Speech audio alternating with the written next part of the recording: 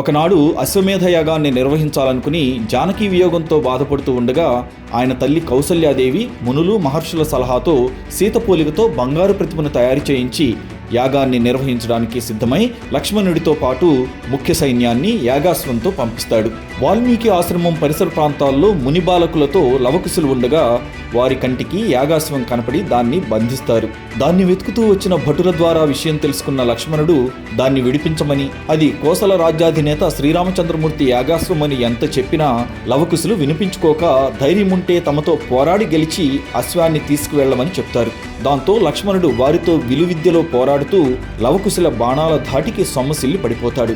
భటుల ద్వారా విషయం తెలుసుకున్న శ్రీరాముడే స్వయంగా వచ్చి లవకుశులను చూసి యాగాశ్వాన్ని వదిలేయమని కోరతాడు. వారు వినిపించుకోకపోవడంతో తప్పని పరిస్థితిలో వారితో పోరుకు సిద్ధమవుతాడు. పూర్తి వీడియో కోసం డిస్క్రిప్షన్లో ఉన్న లింక్ను క్లిక్ చేయండి.